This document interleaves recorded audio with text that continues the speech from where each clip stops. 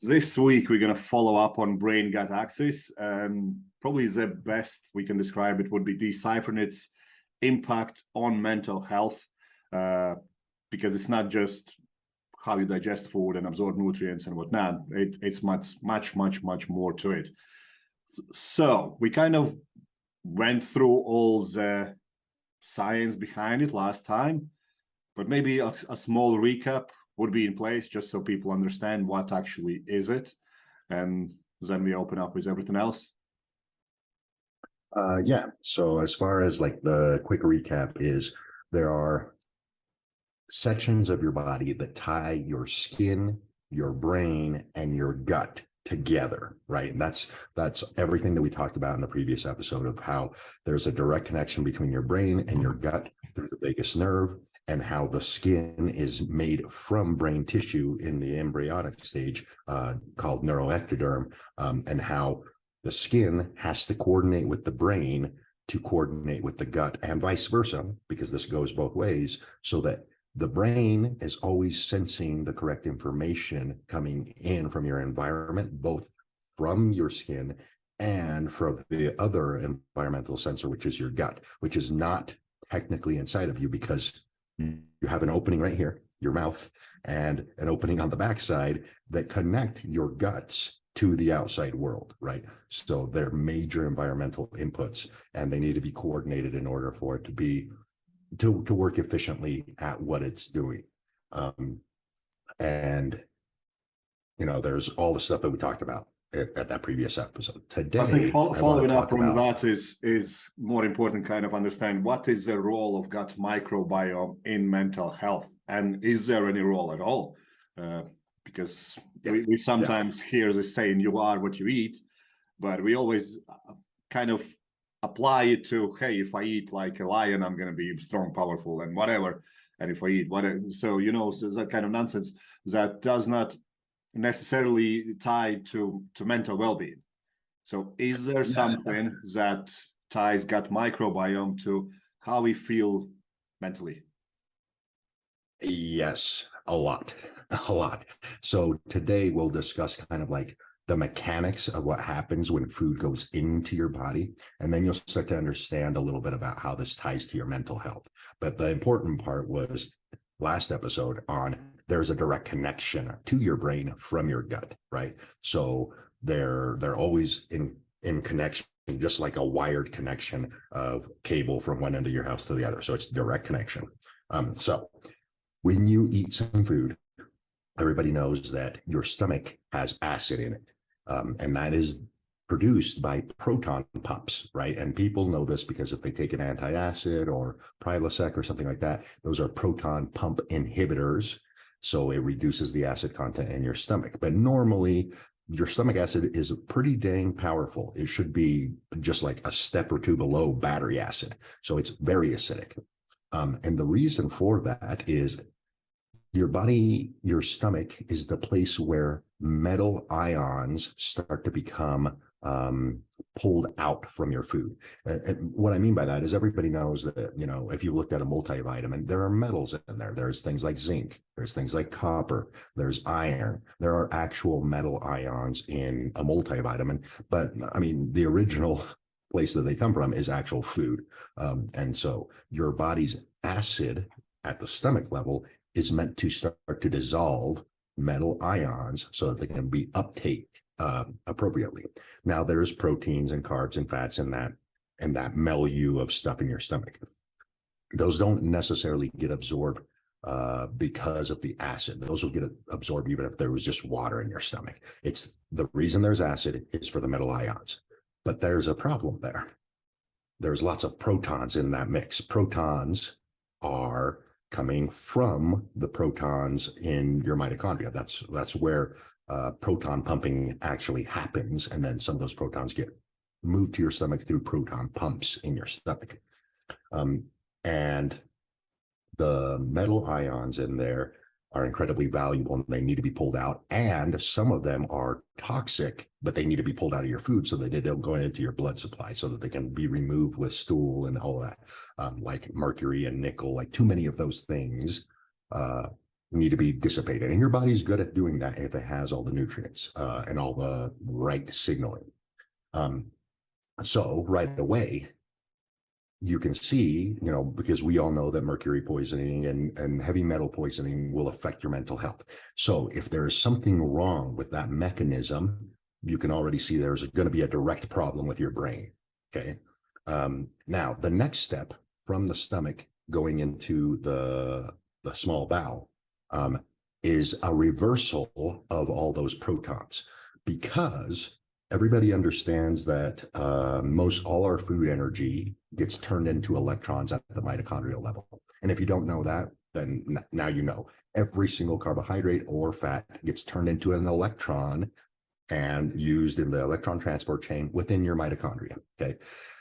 So what does that mean? Protons are positive, electrons are negative. Okay. So in the stomach, there's a big positive charge because lots of protons. When it moves into the small bowel, your body then turns that milieu of stuff into an incredibly negative charge so that it can collect all the electrons out of it. That change from positive to negative is what controls the permeability of your stomach. So in other words, your stomach lining opening or closing. Everybody has probably heard of something called leaky gut. Okay. Leaky gut means that you have too much permeability in your gut. And it's not necessarily that there's too much. It's just that there's too much for the material in there. And what controls that is the magnetic flux. So positive charge at the stomach, negative charge at the small intestine. When there's a larger negative charge, the stomach opens up more because it senses that there should be more electrons coming in, right? It's a direct magnetic thing. So more electrons, the gut goes, oh, I should open up a little bit more because there's going to be a lot more electrons coming in so that we can get all the nutrients that we're wanting, right? Guess what else affects that positive to negative charge? Electronics, Wi-Fi, non-native EMF. So this is a quick way to mess up your brain and your gut at the same time, because it's going to become more permeable than it should be, which starts to mess up this whole thing with, hey, certain metal ions are bad for you and certain metal ions are good for you. And they will have different positive or negative charges. But when you're around non-native EMF all the time, your gut is slightly more permeable than it should be. That's one key feature, how your gut starts to affect your brain, because of the permeability is controlled by a magnetic and electrical flux. Okay. So that's a physical manifestation. That is physically something that happens. So does this permeability is affected only by these kind of things that are out of kind of our control, let's say for simplicity, or does it also include highly processed foods? Yes, it can.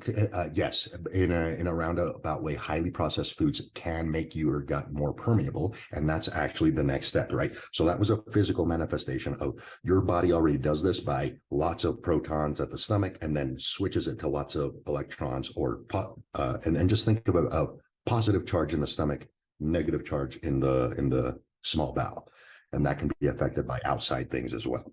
Now, let's say everything is normal and you're not around non-native EMF or electromagnetic fields that are foreign. The next step in that dictates how electronegative your stomach's going to, the electronegativity that your stomach's going to sense, that's your microbiome. Okay. So something that we've talked about maybe briefly and we haven't elucidated is that your body can all the cells in your body, the mitochondria, can create light from energy, right? That's not really that hard to understand. If you've ever broken a glow stick, you can see that there's an energy chemical thing going on there, and it creates light. Your cells can do that. Bacteria do it even more.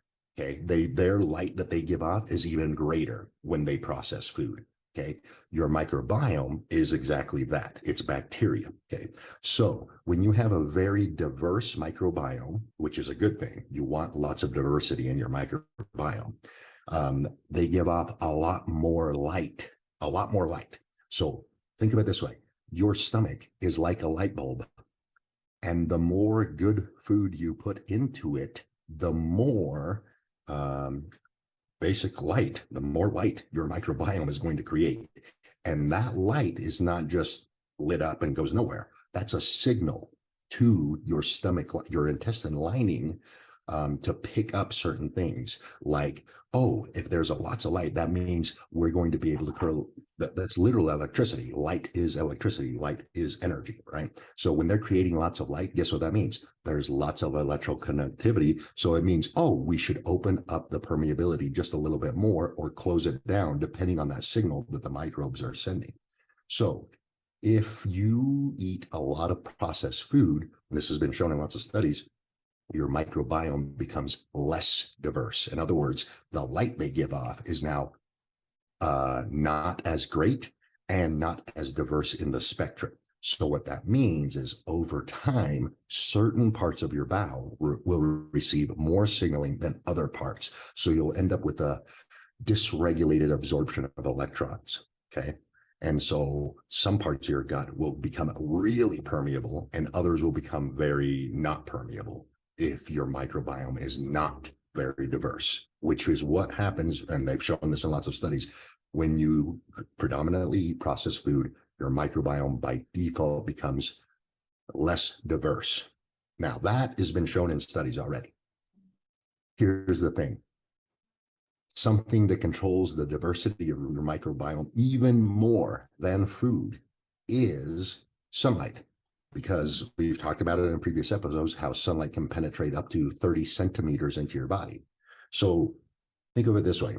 If I took some bacteria and put it in a petri dish and I put it somewhere in the dark, do you think that you're going to have a lot of bacteria growth or a little bacteria growth compared to another petri dish that I put in a window where there's lots of sun, right? Just think about that. It doesn't really take too much thinking to be like, oh, well, the one with lots of sunlight is going to grow way more bacteria than the one that's in the dark. And that's 100% true. Because sunlight can penetrate your body, the more sunlight you get, the more microbiome you'll grow, the more diverse it'll grow, almost irrelevant of what you're eating, right? So that goes back to some of the things that we've noticed with some people, and then people comparing themselves to other people, where it's like, well, this guy eats a whole bunch of crap or whatever, right? But his lifestyle might be good enough that it doesn't matter because of what I just said. Sunlight controls the diversity of your microbiome to a much greater degree than the food you put in your mouth, because of this direct effect of growing more bacteria more quickly. So even if you're putting food that might kill certain microbes off and grow others, the fact that you're exposing yourself to sunlight means that most of them will all grow equally anyway, right? And just to give an example, it's probably what we do that we can't advise someone else do directly, like, same stuff. So we will go for walks, we will, before training, you will try to walk to the gym and all those kind of things. And we can get away with many, many things, where someone who has more of a like secluded, very fast-paced modern lifestyle and don't do these habitual things that can have a positive impact on your gut health, they can't get away with half of what we do. Let's say when I go on a lot of seminars and whatnot, I just eat whatever I want. And people go, how do you look still like this? Because I do everything else when I come back. But most of the people, they will still have same exact lifestyle as they have when they go to those seminars. And another great example is the professional bodybuilders. None of them live like modern lifestyle people. They have pools, they go outside, they take a lot of different things that improve their ability to absorb food as well. They can get away with a lot of things.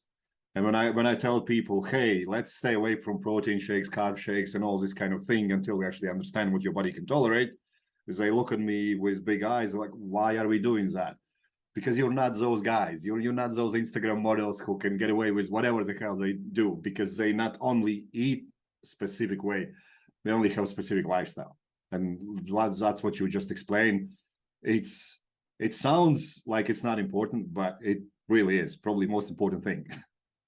Absolutely. Because another thing about the microbiome is that is where the most amount of serotonin is created. Okay. So this directly links again to your mental health. Everybody knows about SSRIs, serotonin reuptake inhibitors. That's going to be I mean, I can't even list the amount of stuff I've seen them prescribed for, right? Like, it's not just depression, it's anxiety, it's I'm not feeling good. Oh, here's an SSRI. Or I'm dealing with a little bit of, emotional stress. Oh, here's an SSRI. Like, they're handing it out like candy, basically. Yeah, and it's very easy to get now as well. You can just go online, answer some questions, and they send it to you. It's ridiculous. It's crazy. Yeah. And so think about that. It's a serotonin reuptake inhibitor. What does that mean? It means that you're going to take the serotonin that you currently have and stop it from reuptaking. I'm not saying that's good or bad. What I'm saying does that sound like the root cause? Because what it sounds like is you don't make enough serotonin. I just told you where you make the most serotonin. And in fact, all of your serotonin comes from your gut. It's manufactured there. And because there is a direct portal link from the nervous system to your brain directly through the vagus nerve, you can send the serotonin that's manufactured in your gut directly to your brain. So if you're having a serotonin problem in your brain, the first place you want to look is, am I making enough serotonin in my gut? Who makes the serotonin? The microbiome. What did I just say about the microbiome? You want a nice, healthy, robust variety of microbiome. The thing that controls it the most, sunlight, right? So by default, if you come to me and say, I'm on an SSRI, I don't even really have to guess on your questionnaire, but most of the time it's going to be, I get up, I drink some coffee, I hop in my car, I go to work, I repeat it backwards and come back home. Somewhere in there, I'll try to go to the gym, which is indoors, or I'll go to my basement with my home gym. So you never left the house, you never got sunlight. So, and you repeat that on end 7 days a week.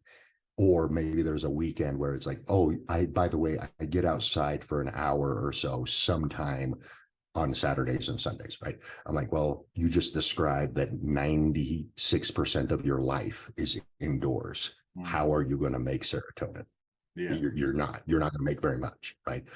So now you can see why there's prescribing serotonin reuptake inhibitors all over the place, but that's a symptom of the problem. They're not fixing the problem, right? This is what I'm trying to get people to understand is a lot of the medications you're being prescribed, and this is, if you haven't gotten to this conclusion yet, I'm going to say it out loud. All of our episodes have led up to this simple fact. Modern medicine, I'm not saying it's good or bad, but most of the time are only treating symptoms for a lifestyle problem, right? They're not getting to the root cause because there isn't any money in telling you to go outside and get sunlight. Like that, nobody's going to make money there. They're just going to improve your health. That's what I'm trying to do. I'm trying to get you to improve your health on your own for free most of the time. And you can actually look it up in history that I think it was 1950s or 70s when they stopped advising nutrition as a source of dealing with issues and flipped it to, let's just take pills. Yes. Yeah. I mean, and again, you're paying for that, right? Like, so I'm just giving you information to think a little bit more differently about where you put your money, right? Because it's not free. You don't go to the doctor for free. Like somebody is paying for that, even if you don't physically pay for that. Somebody is paying. Yeah, you're indirectly for tax and whatnot. Yeah. So one way you're paying for it for sure. And so having said that, then you have to understand, okay, well, if I'm getting a prescription that's only treating a symptom that I don't want to be taking this prescription forever, and I don't want to be paying this money forever, how do I start fixing the actual problem? So I just told you, this is where you start, because serotonin with mental health, there's that whole issue. Now, and this is where the microbiome plays a crucial role, because it's the manufacturing plant for some of these things. So one of the questions that you asked at the beginning, how does the microbiome influence your mental health? Here's a direct way that it physically changes some of your mental behavior. And it can go backwards too, not from the serotonin link, but from just a mental brain fog and things of that nature. It will disrupt how your guts act in the presence of food. For example, if you have any kind of like brain traumatic injury, a TBI, you're going to have a disruption in your ability to digest food. So things like lots of carbohydrates when you have a TBI are a bad move. You want to go with lots of protein and fats that digest very easily and don't require a lot of microbiome activity to give you the nutrients, because you're inhibiting how your brain is interpreting the signals going in because you have a brain injury, right? So that's just a simple way to think about how your brain can in reverse mess up or have defective digestion if you have a brain injury. Obviously, if you have like a brain surgery or things of that nature, it's very common for brain surgeons to see lots of disruption with their patients as they're recovering with the ability to digest nutrition because of the brain surgery that they had. So there's a direct two-way link there. So what you just described is basically your gut health can affect the way you feel. Can how you feel affect your gut health as well? Let's say something really traumatic happened and whatnot, and you're stressed and all those kind of things. Yes, absolutely. Absolutely. So there is a very well-known phenomenon in the training world where you're not going to digest food very well while you train or while you're getting ready for a competition or any of that. It has to do with blood flow a little bit, but more importantly, it has to do with your feelings, right? Feelings of anxiety or feelings of any of this stuff are done through neurotransmitters, right? And then those neurotransmitters by downstream mechanisms change blood flow to the gut, right? So the main mechanism is blood flow, but it started with the neurotransmitters elicited by the emotion that you're having. So yes, there's a direct link there as far as if you're feeling overwhelmed or having anxiety, you're going to have a hard time digesting things. So then it comes, okay, if you already have a hard time digesting things, is it a good idea to start putting synthetic food into that poor ability to digest? The answer is no. People will do because they feel like, oh, I'm not getting calories, I need to get something in. Correct, right. And so there is that, right? And here is in a stressful event like that, what I really want you to do is, how do you get energy that doesn't require digestion, right? Like, is there such a thing? And the answer is yes. The answer is you can get energy without requiring digestion. And it doesn't even have to come from food. Remember what I said at the very beginning. The whole point of food is to deliver electrons to the electron transport chain, okay? So everybody knows that solar panels make electricity, right? So what are they collecting? They're collecting electrons. That's what's going on. You have the ability to collect electrons without any food by going out in the sunlight. We talked about that in the episode about diabetes and the other problem that we have, testosterone and stuff like that, how your skin is actually a solar panel, and the better you can tan, the better electrons you will collect, especially for your brain. Think of people can still go back and watch those videos because absolutely. But I wanted to make a point with your skin. Last episode we talked about how your skin is directly tied to your brain because it's made from the same material that your brain is, the neuroectoderm.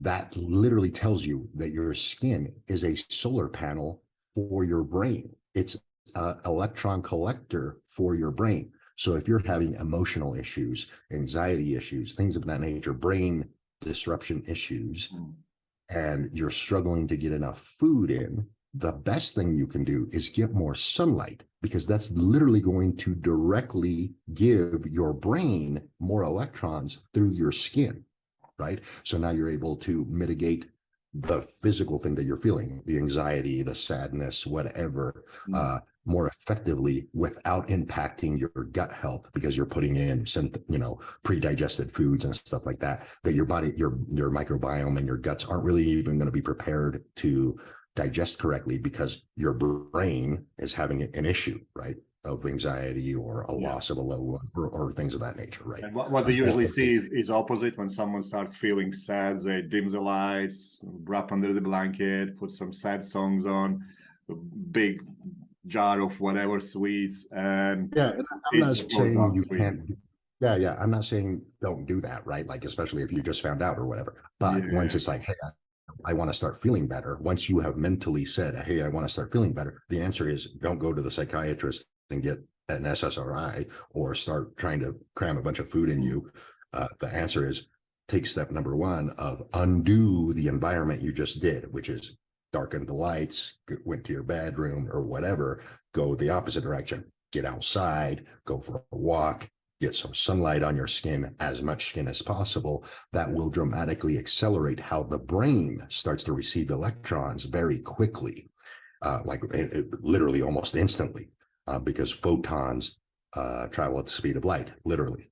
So you're literally changing your brain chemistry within 10 or 15 minutes of being outside. And then, you maybe you schedule a full day of like, hey, you know what, I'm actually going to go to the pool for, the whole first morning of a Saturday, after you broke up with your loved one or whatever, right? Whatever caused the disruption of your mental health. But literally set a day off where you're going to be outside most of the day. And you'll probably notice that the very next day, you're feeling a completely different feel, or even that night, right? And now you can start thinking about training and exercise and getting back on the wagon of your food and stuff like that, because at that point in time, your brain is no longer messed up with its chemistry, which means your gut processes are actually going to be fully on board. So this is something I would love. I like to do every 2 weeks or so, just one day away where my phone doesn't even get network coverage, so no one can reach me. And this is why we so kind of forcefully advise everyone to go outside every day. So these were a couple of strategies that you kind of went through, how to improve healthy brain-gut axis to improve mental health. What else is there? Maybe some kind of nutritions that are more advisable than that? Are there any kind of nutrients, maybe some specific timings of the day, or so on and so forth? Like you mentioned about training, when people come closer to competition and whatnot, or let's say somebody is in a process of having a really important meeting in front of them for in the next week or so, what can they do maybe in nutritional strategy that can still maintain that gut health even when that anxiety and stress is kicking in? Is there anything at all? Or Yes, there is. In fact, it's powerful enough to mitigate low-level electromagnetic field exposure. So basically what I got going on here, a little bit of Wi-Fi, a cell phone, just normal stuff, but I do work, with this stuff all the time. But I don't have a cell phone tower next to me anymore, and I don't live anywhere that's highly populated. So I don't have external electromagnetic fields, just the ones that I personally have. This little hack or this nutritional advice can mitigate even this level of exposure, and it will definitely level up nutrient absorption and that sort of stuff. And it starts with basically the first section of what I just mentioned, which is the first part, the stomach makes everything very positively charged. And then the second part, the small intestine, makes everything negatively charged. And that's where the nutrient uptake is in the small intestine. So anything we can do to accelerate negatively charged electrons is going to be extremely beneficial for digestion. So here's where we start. We start with making something that's easy to digest. So some kind of a soup, okay? Now the soup will have lots of protein in it and stuff like that. The protein sources that I would pick for the soup would be things like beef or pork or seafood. Those are really the options that you want as far as the protein source in them. I would prefer pork or seafood. The reason for pork is because it has a much higher level of methionine in it, which is a very important amino acid for creating methionine and tryptophan. Turkey, is popular for having tryptophan, but lots of meat sources have tryptophan. Pork has more tryptophan and more methionine specifically than turkey, and so I would go with pork. Tryptophan literally is the amino acid that gets manufactured into, sorry, not, I'll have to look up, but anyway, there's an amino acid that gets directly converted into serotonin and melatonin, and first into serotonin by the microbiome, and then once it is serotonin, it'll get converted into melatonin, and it will obviously make it so that your sleep efficiency is better and you recover better. So it's this protein source that you select for this soup is actually beneficial in the actual digestion and creating serotonin. And later in the evening, when you go to sleep, because you created a lot of serotonin, you're going to manufacture more melatonin as well. So we just did the protein source, and now the base, the actual liquid base, you want it to be a bone broth of some kind, because you want a lot of collagen and a lot of the gooey stuff that you want out of the meat is very electromagnetic. So collagen and glutamine and a couple other ones are big in the bone broths, because you basically have cooked those tendons and ligaments, and all of those amino acids have been released into the soup. So you want the base to be a bone broth coupled with some kind of deuterium depleted liquid. The easiest way to get this liquid is a high altitude wine. So any high altitude wine, Argentina has really good high altitude wines that are not very expensive. So you'll use bone broth, and a high altitude wine is the easiest way to get deuterium depleted water. And that's going to be the base. And then you put your protein source in it, cook it up, probably leave it like overnight, right? So you'd start this in a crock pot, probably the night before. And then for vegetable sources in it, you want things that will facilitate basically detoxification is the easiest way that people are going to understand it. That's going to be things like cruciferous vegetables. So things like kale. My personal favorite is cabbage. So I'll put cabbage in the soup. I'll put Brussels sprouts in the soup. Broccoli is okay, but I'm not a fan of, I mean, if you like it, that's totally fine. Put some broccoli in your soup, but you want cruciferous vegetables to be the main vegetable source in the soup. I find that cauliflower is it doesn't take on any weird flavors, and the texture is just fine. So most people deal okay with cabbage. And that's basically it. What you're doing there is you're accelerating how negatively charged everything gets. So that soup, coupled with your other normal whole foods, will dramatically accelerate nutrient absorption, serotonin production, and your mental well-being at the same time, and your recovery through sleep modification. You don't have to do it every day, but like what you said, hey, there's a big event coming up. I got a big meeting, or I got, an actual competition of some kind, physical. I would probably start that soup earlier in the week and have it, 2 or 3 times, on separate days, because you'll cook it in a big batch anyway. That by itself is leveraging the actual physics of what's going on in your stomach, and you're accelerating that electronegative charge with whole foods, right? That is very valuable. It's a pretty simple hack of just knowing the electronegativity of how foods will turn into, like what kind of amino acids in it, and what's going to happen once it gets digested. This is basically what I experienced over the last couple of days when I went home. Everything you just described. We were outside a lot. We were eating a lot of soups. We were like a lot of dishes made from this kind of stuff, especially cabbage. But people love cabbage back home. And what I said to you before we started recordings is that I feel mentally the best I've felt in a long time, even though physically I've been walking every single day for like 40,000 steps and those kind of things. But mentally, I just feel very sharp at the moment, because I've just done all this. Yeah, and you did it without knowing. This is not like this little recipe that I just wrote out. This is an old recipe. This is not a new thing. This is something that people used to do on purpose a lot. And here's the thing. They do it more in countries with high latitudes because they have hard winters, very long winters. And this little hack makes it because you're not getting the sunlight, right? In high latitude, you're not getting sunlight. You're not getting free electrons. So you have to make your food give you more electrons. You have to make that negative charge harder and stronger. Yes. This is it. This is how you do it. You do it with soups, with bone broth bases. If you can add a little bit of deuterium depleted water, I just described the easiest way to do that.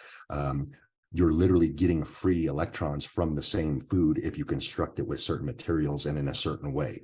Literally, you're hacking your food. And we usually call this kind of approach a hangover cure. Thing is, I don't drink, but a lot of people will have these kind of soups and whatnot after heavy nights out, and then they feel fresh and whatnot, and they are mentally resilient and all those kind of things. So no, this has been very insightful, you know, just going through all that and understanding that more often than not, everything that happens to us that we experience as a negative feedback from inside is affected from outside and vice versa. And we can take control over it if we are actually mindful enough to acknowledge, hey, I'm not doing these things. Let's try it out. I've always done this to deal with it, but let's try something else that probably isn't as challenging and harmful in sense of just taking some pills to deal with symptoms instead of dealing with the cause. And this has been great. Anything else you feel like is important to understand in relationship with brain gut axis and mental health? And I'm pretty sure this is the gist of it, because it's the thing that most people are going to understand like right away, right? There are more, right? Like gut health also influences autism and Alzheimer's and Parkinson's and stuff like that. But they're not necessarily more complicated. They're just more abstract. And this is much easier to kind of understand with SSRIs and depression and stuff like that. But yes, it affects way more than just depression. Cool. Right, David, appreciate your time as usual, and I'll see you in the next video. All right. Thank you very much.